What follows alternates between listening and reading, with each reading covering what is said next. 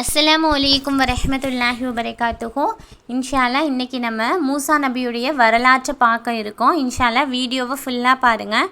அப்போ தான் மூசா நபியுடைய வாழ்க்கையில் என்ன நடந்துச்சு, அவங்களுக்கு எப்போ நபி பட்டம் கிடச்சிச்சு, அவங்க எப்படி ஃபிரோனை வெற்றி கொண்டாங்க அப்படின்றது உங்களுக்கு தெரியும். இப்போ பார்த்தீங்கன்னா மூசா நபி எங்கே பிறக்கிறாங்க அப்படின்னா மிஸ்ரு அப்படின்னு சொல்லக்கூடிய ஒரு நாட்டில் பிறக்கிறாங்க. இந்த மிஸ்ரு நாடு என்னன்னு பார்த்தீங்கன்னா இப்போ இருக்கிற எகிப்து, அதுதான் அந்த காலத்தில் மிஸ்ரு அப்படின்னு கூப்பிட்டு வந்தாங்க. அந்த மிஸ்ரு நாட்டில் தான் மூசா நபி பிறக்கிறாங்க. அந்த நாட்டை ஆட்சி செஞ்ச மன்னன் யாருன்னு பார்த்தீங்கன்னா ஃபிரோன். இவன் ரொம்ப கொடுமையான ஆட்சி நடத்திட்டு வரான். அங்கே இருக்க பனு இஸ்ரவேலர்களை ரொம்பவும் துன்புறுத்துறான். அது மட்டும் இல்லாமல் மக்கள் இடத்துல நான் தான் இறைவன், என்ன தான் நீங்கள் வணங்கணும் அப்படின்னு அவங்கள ரொம்ப கஷ்டப்படுத்திட்டு வரான். இந்த பனு இஸ்ரவேலர்கள் யாருன்னா யாக்கூப் நபிக்கு இன்னொரு பேர் இருக்குது. என்னன்னு பார்த்தீங்கன்னா இஸ்ரேல். அவர்களுடைய சந்ததிகளில் வந்தவங்கள தான் பனு இஸ்ரவேலர்கள்னு சொல்லுவாங்க. யாக்கூப் நபியுடைய 4வது தலைமுறையில் தான் மூசா நபி வந்தாங்க. அவங்க நபியாக அனுப்பப்பட்டாங்க. இப்படி அந்த ஃபிரோன் அங்கே ஆட்சி செஞ்சிட்ருக்கும் பொழுது அவனுக்கு ஒரு கனவு வருது. அந்த கனவு என்ன அப்படின்னு பார்த்தீங்கன்னா, ஒரு நெருப்பு பனு இஸ்ரவேலர்கள் கூட்டத்திலேருந்து ஒரு நெருப்பு புறப்பட்டு அவனுடைய ஆட்சி அதிகாரங்கள் எல்லாத்தையும் அழிக்கிற மாதிரி ஒரு கனவு வருது. இதை பார்த்தோன்னே ஃபிரோனுக்கு ரொம்ப பயமாயிருச்சு. உடனே ஜோசியக்காரர்கள்லாம் கூப்பிட்டு இந்த கனவுக்கு என்ன விளக்கம் அப்படின்னு கேட்குறான். உடனே அந்த ஜோசியக்காரர்கள்லாம் என்ன சொல்கிறாங்க அப்படின்னா, அந்த ஜோசியக்காரர்கள் அந்த சூனியக்காரர்கள் எல்லாமே அதான் அங்கே இருக்கக்கூடியவங்க எல்லாருமே என்ன சொல்கிறாங்க அப்படின்னா, அவங்க சொல்கிறாங்க, இல்லை பனு இஸ்ரவேலர்களில் ஒரு ஆண் குழந்தை பிறக்கும். அந்த குழந்தை பிறந்து உங்களை கொன்றும், உங்கள் ஆட்சி அதிகாரத்தையும் உங்கள் கையிலேருந்து பிடுங்கிரும், உங்கள் இடத்துக்கு அந்த குழந்தை வந்துடும் அப்படின்னு சொல்கிறாங்க. உடனே ஃபிரோனுக்கு பயம் வந்துருச்சு. என்ன பண்ணுறான், இனிமே பனு இஸ்ரவேலர்களை பிறக்கிற ஆண் குழந்தைகளை நம்ம கொல்லணும் அப்படின்னு முடிவெடுக்கிறான். அதே மாதிரி ஆண் குழந்தைகளை கொலை செய்கிறான். இந்த மாதிரி நேரத்தில் தான் மூசா நபி பிறக்கிறாங்க. பிறந்தோடனே அவர்களுடைய தாயாருக்கு ரொம்ப பயமாகிடுச்சு. இப்போ நம்ம என்ன பண்ணுறது அப்படின்னு. அப்போ அல்லாஹ்தாலா அவர்களுடைய மனதில் ஒரு வகியை போடுறான். அதாவது மனதில் ஒரு விஷயத்தை போடுறான். என்னென்னா, நம்ம பகல் நேரத்தில் நாங்கள் அந்த ஊரில் தான் நைல் நதி ஓடிட்டுருக்கு. நம்ம பகல் நேரத்தில் அந்த குழந்தைய ஒரு கூடையில் வச்சு கயிறு கட்டி நதியில் விட்டுறலாம். அப்புறம் எல்லாரும் தூங்கினதுக்கு அப்புறமா மறுபடியும் அந்த கூடையை எடுத்து மூசா நபிக்கு பால் ஊட்டிட்டு அவங்களுக்கு செய்ய வேண்டியதெல்லாம் செஞ்சுட்டு மறுபடியும் விடியற் காலையில் வரும்பொழுது மறுபடியும் நம்ம கயிறை கட்டி ஆற்றுல விட்டுறலாம் அப்படின்னு இருக்காங்க. அதே மாதிரியே அவங்க அதையும் செஞ்சுட்டே வராங்க.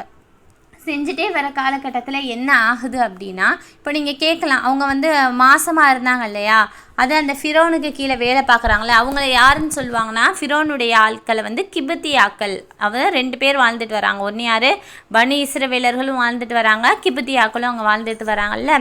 அப்போ அவங்களுக்கு அவங்களாம் கேட்க மாட்டாங்களா எங்கள் குழந்தைன்னு கேட்டிங்கன்னா, அல்லாஹ்தாலா எப்படிப்பட்ட ஒரு விஷயத்தை பண்ணியிருந்தானா, அவங்க இப்போது 6 மாதத்தில் இருக்கும் பொழுது 2 மாதம் அவங்க மாசமாக இருக்க மாதிரி ஆகுமா, அவங்க 8 மாதம் மாசமாக இருக்கும் பொழுதும் 2 மாதமாக இருக்கிற மாதிரி இருக்குமா, வயிறு அந்த அளவுக்கு தான் அவங்களுக்கு இருக்குமா. அதனால அதை யாருமே சரியாக அவங்க மாசமாக இருக்காங்க, குழந்தை பிறந்துருச்சா இல்லையா அந்த ஒரு முடிவுக்கு அவங்க யாருமே வரல.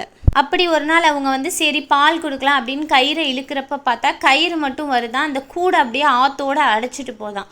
அப்போ உடனே அவங்க என்ன பண்ணிட்டாங்களாம், அந்த பதட்டத்தில் என்னுடைய ஆண் குழந்தைன்னு கத்த ஆரம்பிச்சிட்டாங்களாம். இந்த ஆயத்துக்களை எல்லாம் அல்லாஹ்தாலா தன்னுடைய குரான்லேயே சொல்கிறான். அப்போ அவங்க எந்த அளவுக்குனா அந்த ரகசியமே வெளிப்படுற அளவுக்கு கத்த ஆரம்பிச்சிட்டாங்களாம். அப்போ அல்லாஹ்தாலா அவர்களுடைய வாய்க்கு அடைப்பை ஏற்படுத்திட்டு அவங்களுக்கு அல்லாஹ்தாலா ஒரு வாக்குறுதியை கொடுத்தானா, நிச்சயமாக உன்னுடைய குழந்தைய நாங்கள் உங்ககிட்ட சேர்ப்போம் அப்படின்னு சொல்லி அல்லாஹ் ஒரு வாக்குறுதி கொடுக்குறான். அப்பயும் அவங்க மனசு பெற்ற தாயுடைய மனசு அல்லவா, அதனால் ஒரு நிம்மதி அடையலை. உடனே என்ன பண்ணுறாங்க, மூசா நபிக்கு அதுக்கு முன்னாடி அவங்களுக்கு ஒரு பெண் குழந்தை இருக்குது. அதாவது மூசா நபியோட அக்காவை அனுப்பிச்சி வைக்கிறாங்க. நீ அந்த கூடை பின்னாடியே போய் அந்த கூடை எங்கே போகுதுன்னு பார்த்துட்டு வாங்கன்னு. உடனே மூசா நபியோட அக்காவும் அந்த கூடைக்கு பின்னாடி, அதாவது அந்த நைல் நதி கரையிலேயே போகிறாங்க. அந்த கூடையை ஃபாலோ பண்ணிகிட்டே போகிறாங்க. அந்த நைல் நதி எப்படி போகுதுன்னா அந்த அரண்மனை வழியாக போகுது. அந்த ஃபிரௌனுடைய அரண்மனை வழியாக போகுது. அப்போ யார் பார்க்குறா அப்படின்னா அந்த கூடையில் குழந்தை வரதை பார்க்குறாங்க. யாருன்னா ஃபிரௌனுடைய மனைவி, அவங்க தான் ஆசியா. ஃபிரௌனுடைய மனைவி பேர் என்ன? ஆசியா அலைஹிஸ்ஸலாம். அவங்க வந்து ஃபிரௌனுடைய மனைவியாக இருந்தாலுமே அவங்க அல்லாஹ்வை வந்து ஈமான் கொண்டவர்களாக இருந்தாங்க. அதனால் அந்த நதியில் வந்து அந்த குழந்தை வரதை பார்த்து அவங்க வந்து எடுத்துடுறாங்க. இந்த குழந்தை எப்படி இந்த நதியில் வருது, சரி நமக்கும் ரொம்ப நாள் குழந்தை இல்லாமல் இருக்குது, இது அல்லாஹ்வா நமக்கு கொடுத்த குழந்தை அப்படின்னு நினச்சிட்டு அந்த குழந்தைய வந்து தூக்கிடுறாங்க. இதை மூசா நபியோட அக்கா பார்த்துட்டே இருக்காங்க. குழந்தையை தூக்கிட்டு ஃபிரௌன் கிட்ட போய் காமிக்கிறாங்க. எப்படியும் நம்ம வளர்த்தா வந்து எப்படியும் அவனுக்கு ஃபிரௌனுக்கு தெரிஞ்சிடும், அதனால் போய் ஃபிரௌன் கிட்டே காட்டுறாங்க. இந்த குழந்தை வந்து எனக்கு அல்லாஹ் கொடுத்த குழந்தை, அதனால் இதை நம்மளே வளர்த்துக்கலாம் அப்படின்னு சொல்கிறாங்க. உடனே ஃபிரௌனும் சரின்னு சொல்லிடுறாங்க. இப்போ அந்த குழந்தைய, அதாவது மூசா நபியை ஆசியா அலைஹிஸ்ஸலாம் அவங்க வந்து வளர்க்க ஆரம்பிக்கிறாங்க. இப்போ என்ன ஆகுதுன்னா அது பச்சிதம் குழந்தை இல்லையா, அதனால தாய்ப்பாலுக்காக அழுகுது. உடனே என்ன பண்ணுறாங்க, பால் ஊட்டுற தாய்மார்கள் ஒவ்வொரு பேரையும் அழைச்சிட்டு வந்து பால் கொடுக்குற மாதிரி சொல்கிறாங்க. ஆனால் என்னவா, மூசா நபி யார்கிட்டேயுமே தாய்ப்பால் கொடுக்கல. உடனே இதை பார்த்துட்டு இருந்த அந்த மூசா நபியோட அக்கா இருக்காங்கள்ல, அவங்க போய் ஆசியா அலைஹிஸ்ஸலாத்திட்ட சொல்கிறாங்களாம், எனக்கு பால் கொடுக்குற ஒருத்தவங்கள தெரியும், நான் வேணா அவங்கள கூட்டிகிட்டு வரவான்னு. உடனே அவங்களும் ஆசியா அலைஹிஸ்ஸலாமும் சரி நீ போய் கூட்டிகிட்டு வான்னு சொல்கிறாங்க. அதே மாதிரி அவங்களும் போயிட்டு தன்னுடைய தாயிட்ட செய்தியை சொல்கிறாங்க. இப்படி வந்து அந்த குழந்தை வந்து நம்ம தம்பி வந்து அந்த அரண்மனையில் தாம்மா இருக்குது, நீங்கள் வாங்கம்மான்னு. அதே மாதிரி ஆசியா அலைஹிஸ்ஸலாம் அவங்களும் போய் பால் ஊட்டிட்டு வராங்க. அவங்களுக்கு அல்லாஹ் வாக்குறுதி கொடுத்த மாதிரியே என்ன ஆகுது, அவங்க குழந்தைக்கு அல்லாஹ் என்ன சொல்கிறான், அந்த நதியில் போகும் பொழுது அவங்க பதறி கத்துனாங்க, ஆண் குழந்தை போதுன்னு. அப்போ அல்லாஹ் ஒரு வாக்குறுதி சொன்னான், என்னன்னா நிச்சயமாக அந்த குழந்தைய நம்ம உங்ககிட்ட சேர்ப்போன்னு. இதுலேருந்து என்ன தெரியுது, அல்லாஹாலா எந்த ஒரு வாக்குறுதிக்குமே மாறு செய்ய மாட்டான். அதே மாதிரி தான் நம்மளும் நம்மளுடைய ஈமானை அதிகப்படுத்தி கொள்ளணும். ஏன்னா அல்லாஹ் சொல்லியிருக்கான், ஈமான் கொண்டவர்களுக்கு உதவி செய்கிறது வந்து அல்லாஹ் மீது வந்து அல்லாஹ் சொல்கிறேன் எங்கள் மீது கடமையாக இருக்குன்னு.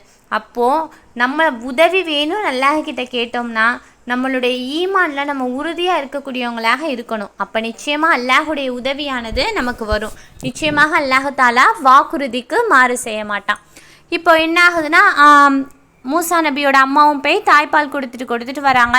காலப்போக்கில் என்ன ஆயிடுதுன்னா மூசா நபி கொஞ்சம் வளர்ந்துட்டு என்ன ஆகுது, நான் அப்பப்போ போய் என்னை வந்து பால் ஊட்டினாங்கல்ல அவங்களையும் நான் பார்த்துட்டு வரேன்னு சொல்லிட்டு தன்னுடைய தாயையும் பார்த்துட்டு வந்துட்டு போயிட்டுருக்காங்க. இந்த மாதிரி இருக்கிற நேரத்தில் என்ன ஆகுது அப்படின்னா, மூசா நபி ஒரு நாள் இப்போ வந்து ஒரு பருவ வயதை வந்து அடைஞ்சிட்டாங்க. இப்போ வந்து அரண்மனைக்கு வெளியே வராங்க. அப்போது அங்கே ஒரு நிகழ்வை பார்க்குறாங்க. என்னன்னு பார்த்தீங்கன்னா, ஒரு கிப்தியாவும் ஒரு பனு இஸ்ரவேலரும் சண்டை போட்டுட்ருக்காங்க. அதாவது உங்களுக்கே தெரியும், பனு இஸ்ரவேலர்கள் எல்லாம் இந்த கிப்தியாக்கள் போட்டு அடிமைப்படுத்திக்கிட்டு அடிச்சுக்கிட்டு இந்த மாதிரி இருக்காங்க.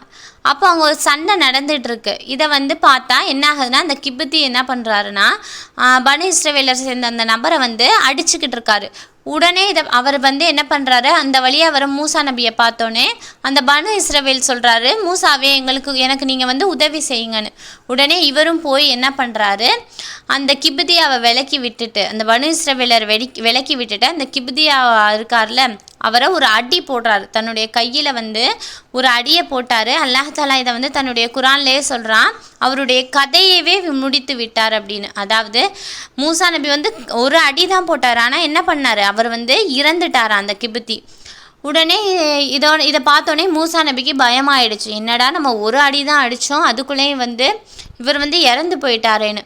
உடனே இப்போ சொல்கிறாரு யார்கிட்ட, அந்த பனு இஸ்ரவேலர்கிட்ட, உனக்கு உதவி செய்ய வந்து தான் நான் இப்படி இந்த நிலைமையில மாட்டிக்கிட்டேன், அதனால நீயும் யார்கிட்டையும் சொல்லாத, நானும் யார்கிட்டையும் சொல்லலைன்னு அந்த இடத்த விட்டு 2 பேரும் கிளஞ்சி போயிடுறாங்க. அந்த மனிதர் அங்கேயே போட்டுட்டு. அடுத்த நாளும் மூசா நபி அதே வழியாக வந்துட்டு இருக்காங்க. பார்த்தா அந்த அன்னைக்கு சண்டை போட்டுட்டு இருந்த அதே பனு இஸ்ரவேலர் என்ன பண்ணுறாருன்னா, அந்த நபர் வந்து இன்னொரு கிப்தியோட சண்டை போட்டுட்டு இருக்காங்க. இந்த கிப்தியாக்கள்லாம் யாருன்னா ஃபிரௌனுடைய ஆட்கள் எல்லாமே. உடனே சண்டை போட்டுட்ருக்காங்க. உடனே இதை பார்த்த மூசா நபி, நீ வந்து ரொம்ப விஷமம் பிடிச்சவனாக இருப்ப போல அப்படின்னு அந்த நபரை பார்த்து சொல்கிறாங்க. நேற்று ஒரு ஆளோட இப்படி தான் நீ சண்டை போட்டுட்டு இருந்த, இப்போ இன்றைக்கி ஒரு ஆளோட சண்டை போட்டுட்ருக்கியே அப்படின்னு சொல்லி மூசா நபி அந்த நபரை பார்த்து கேட்குறாங்க. உடனே என்ன பண்ணுறாங்க, அப்போ அந்த பனு இஸ்ரவேலரும் கிபித்தியாவும் சண்டை போட்டுட்ருக்காங்க. கிபித்தியாவை விலக்கி விடலாம் அப்படின்னு மூசா நபி வராங்க. ஆனால் அந்த பனு இஸ்ரவேல் என்ன நினச்சிட்டாங்க, நம்மளை தான் அடிக்க மூசா வராருன்னு நினச்சிட்டு என்ன சொல்லிட்டாரு, நீ என்னையவே அடிக்க வரீங்களா, நேற்று ஒரு கிபித்தியாவை கொலை பண்ணீங்கல்ல, அதே மாதிரியே நீங்கள் என்னையும் கொலை பண்ண போகிறீங்களா அப்படின்னு என்ன பண்ணிட்டாரு, அந்த ரகசியத்தை போட்டு உடைச்சிட்டாரு. இது அந்த சண்டை போட்டுட்டு இருந்த அந்த கிபித்தி, அதாவது ஃபிரோனுடைய ஆளுக்கு தெரிஞ்சிருச்சு. தெரிஞ்சோடனே என்னது, நேற்று அப்போ அந்த 2 கடந்த மனிதரை இந்த மூசா தான் கொலை பண்ணாரா, நான் போய் ஃபிரோன்கிட்ட சொல்கிறேன்னு வேகமாக போய் என்ன பண்ணிட்டாரு, ஃபிரோன்கிட்ட போய் சொல்ல போயிட்டார். உடனே என்ன ஆகுது, மூசா நபிக்கு ஒரே பயமாயிடுச்சு. என்னடா நம்ம இவருக்கு தான் உதவி செஞ்சோம் நேற்று, ஆனால் இப்படி போட்டு ரகசியத்தை உடைச்சிட்டாரே அப்படின்னு சொல்லி பயமாக போயிடுச்சு. இந்த விஷயம் ஃபிரோனுக்கும் தெரிஞ்சிருச்சு, அந்த ஊர் மக்களுக்கும் பரவ ஆரம்பிச்சிருச்சு. உடனே மூசா நபி என்ன பண்ணுறாங்க, பயத்தில் அந்த ஊரை விட்டு ரொம்ப தூரம் போயிடுறாங்க. அவங்க இதுவரையும் வெளி உலகத்துக்கு வந்ததே இல்லையா, அதனால நடக்கிறாங்க நடந்து ரொம்ப தூரம் போகிறாங்க.